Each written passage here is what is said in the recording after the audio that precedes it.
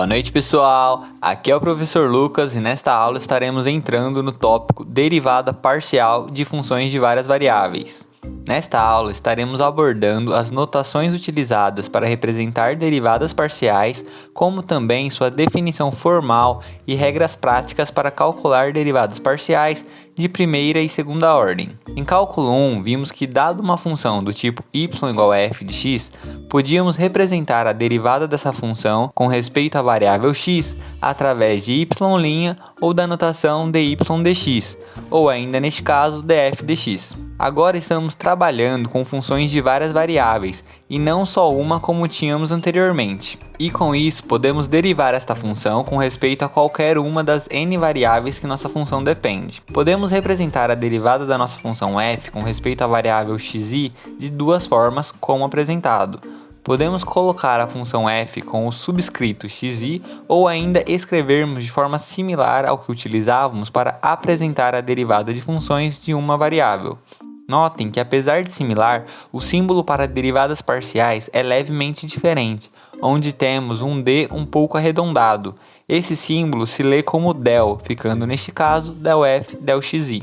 Para não sobrecarregar as notações e ainda assim mantermos um formalismo, a partir de agora estaremos mostrando todas as definições e exemplos com uma função real com domínio no R2, porém notem que todas as definições podem ser estendidas para o Rn. Recordando a definição formal de derivada para funções de uma variável, podemos definir a derivada parcial avaliada no ponto x0, y0 de uma função de várias variáveis através dos seguintes limites. Notem aqui que temos a representação para a derivada parcial com respeito a x. O mesmo pode ser feito para a variável y, obtendo a derivada parcial de f com respeito a y avaliada no ponto x0, y0, utilizando a definição formal de derivadas por limites. Caso tivéssemos uma função de mais variáveis, poderíamos representar a derivada parcial em relação a outra variável de forma análoga. Vamos verificar que, para calcularmos uma derivada parcial de uma função f com respeito à variável x,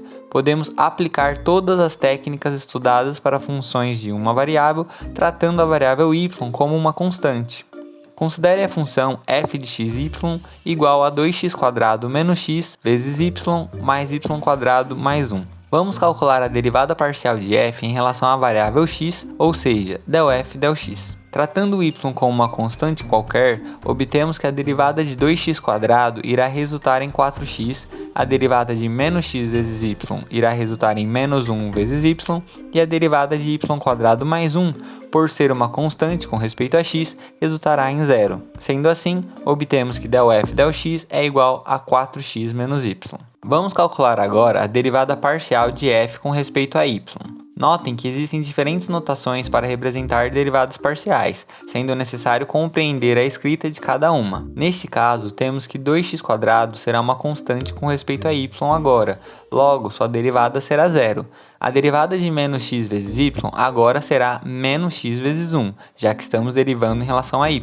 A derivada de y² será 2y e, por fim, a derivada da constante 1 resultará em 0. Logo, obtemos que a derivada parcial de f com respeito a y é igual à função menos x mais 2y. Da mesma forma que tínhamos derivadas de ordem superior para funções de uma variável, também podemos seguir aumentando a ordem de derivação para funções de várias variáveis. Seguindo com a função f de xy igual a 2x² menos xy mais y² mais 1, onde vimos que ΔF ΔX é igual a 4x menos y e ΔF ΔY é igual a menos x mais 2y, vamos calcular as derivadas de segunda ordem desta função.